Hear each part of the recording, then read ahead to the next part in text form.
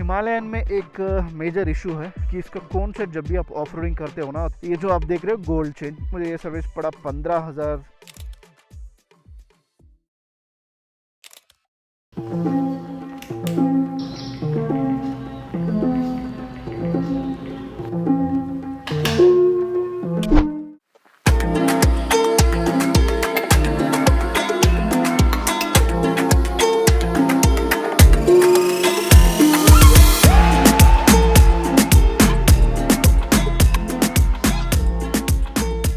All right, what's up guys, welcome back to the channel, welcome back to the another video।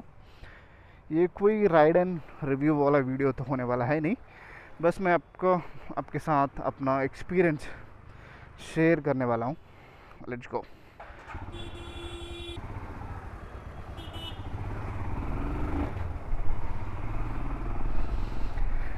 जब से मैं इस bike को लिया हूँ ऑलमोस्ट 2 साल होने को आ गया है, और 2 साल में जितना मैंने सर्विस पे पैसा खर्च किया है उतना पैसा आज एक ही सर्विस पे मैंने खर्च किया है।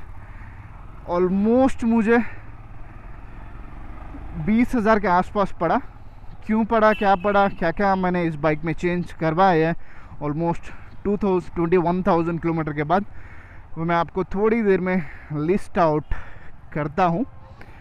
अभी तो बारिश काफ़ी ज़ोरों से हुई है, जस्ट 1 आवर पहले जैसे मैं घर से निकला तो बारिश स्टार्ट हो गई थी, तो मैं सोचा सुबह जाके लेते हैं बाइक। लेकिन जो एक्साइटमेंट होता है ना बाइक सर्विस होने के बाद बाइक को लेने का, वो एक अलग ही मज़ा देता है।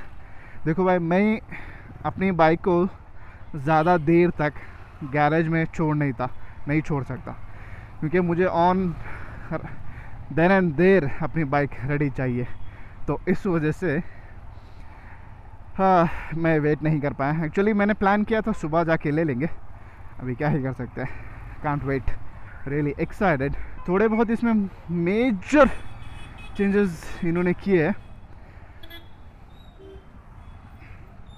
पहले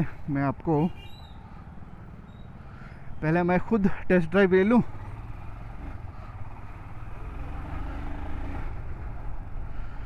उसके बाद मैं आपको इसमें लिस्ट आउट करता हूँ क्या क्या चीज़ें मैंने चेंज करवाई है और क्या क्या चीज़ें मैंने एडप्ट करवाई है। After taking test drive of my bike, I straight came down to home, cause again it started raining outside. Alright, तो कल ज़्यादा बारिश होने की वजह से बाइक का ट्रेल लेके घर वापस आ गया, क्योंकि बाइक ऑलरेडी गंदी तो हो चुकी थी। मैं सोचा अभी इस बारिश में मैं आपको क्या क्या काम करवाया हूँ वो मैं आपको क्या ही बताऊँ। ये जो अभी मैं रिकॉर्ड कर रहा हूँ वो अगले दिन है, तो अभी बात करते हैं क्विकली इस बाइक में क्या क्या रिपेयर करवाया है ऑलमोस्ट 2 साल के बाद, कि मुझे कितना खर्चा आया हुआ है वो भी मैं आपको बताऊँगा। तो सबसे पहले हम बात करते हैं कौन सेट की। हिमालयन में एक मेजर इशू है हिमालयन 411 में, कि इसका कौन सेट जब भी आप ऑफ रोडिंग करते हो ना, तो ये जो जब आप चलाते हो तो गड़ साउंड आता है। अपने नेपाल ट्रिप पे आफ्टर मनांग कंप्लीट करने के बाद ये लूज़ हो गया था, मैं वहाँ पे टाइट करवा के लेके आ गया। तो इसमें हमने मेजर चेंज करवाया अपना कौन सेट ये रिप्लेस किया हुआ गया है, और कौन सेट का कैप ऐड किया हुआ है। ये एक मैंने मेजर चेंजेस करवाया है।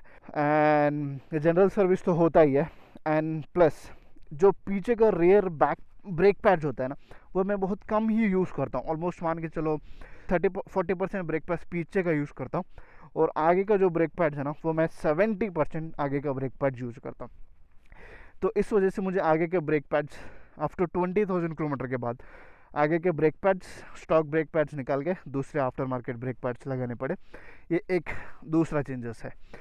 तीसरा रिपेयर अपने बाइक में जो हुआ है, जो कि मुझे काफ़ी पसंद आया, ये जो आप देख रहे हो गोल्ड चेन, जो स्टॉक चेन होता है वो स्टॉक चेन को मैंने निकाल के गोल्ड चेन लगवाया है। बेसिकली पूरा चेन स्प्रॉकेट ही चेंज किया हुआ है हमने, क्योंकि आफ्टर 20,000 किलोमीटर के बाद चेन स्प्रॉकेट ख़राब होने लगता है। अगर आप अच्छे से मेंटेन करोगे तो हार्डली 25,000 तक आ जाता है, लेकिन ऑलमोस्ट 21,000 के बाद चेंज करवाना पड़ा, क्योंकि उसमें थोड़ा सा कट जैसे साउंड आ रहा था, which is I really don't like while I ride my bike.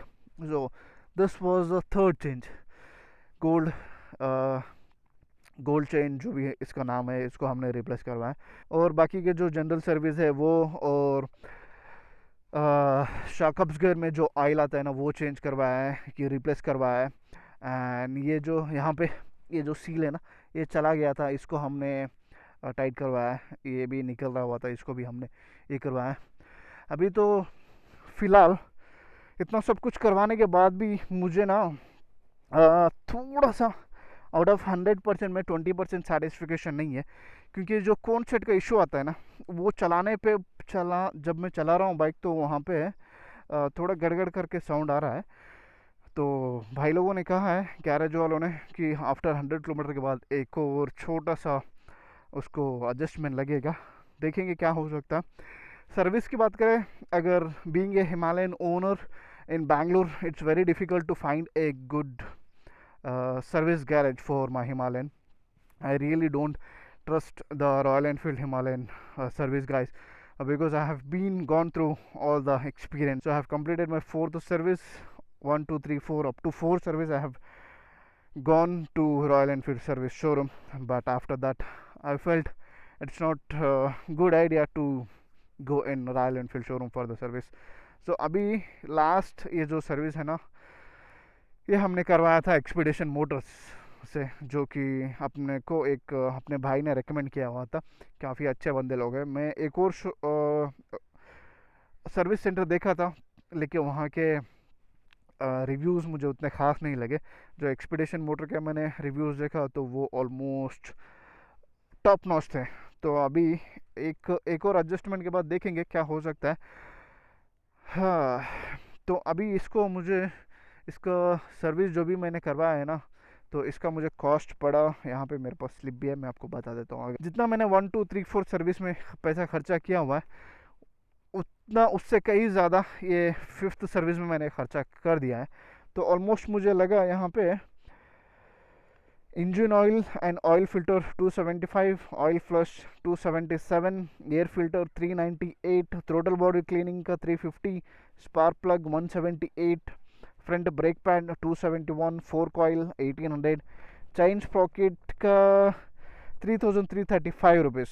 Okay, sprocket rubber 393, sprocket bearing 305, कॉन्सेट post cap 2125, wash and polish 350, service labour, okay, labour charge इन्होंने 2800 रुपये लगाया है। तो ऑलमोस्ट मुझे ये सर्विस पड़ा 15,325 रुपये एक सर्विस पड़ा है, जो कि रिक्वायरमेंट था ईयरली मेंटेनेंस के लिए।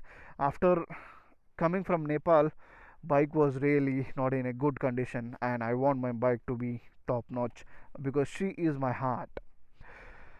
So that's all for the day. I hope ये वीडियो आपको अच्छा लगा होगा। अच्छा लगा हो तो लाइक करना, शेयर करना, कमेंट करना। नए व्यूअर हो तो चैनल को सब्सक्राइब करना। एक और मैंने चेंजेस यहाँ पे करवाना सोचा था। ये जो नॉर्मल स्टॉक प्लग आता है ना उसको निकाल के मैं सोचा वो जो एरिडियम प्लग आता है, correct me if I am pronouncing the name in a wrong way, तो गैरेज वालों ने रिकमेंड किया नहीं चाहिए वो, क्योंकि उतने क्या उसका रिव्यूज़ ख़ास नहीं है, खामखा पैसा बर्बाद होगा। तो मैंने सोचा चलो ठीक है, किसी का तो रिकमेंड मांग लेते हैं। तो that's all I want to say, let's go.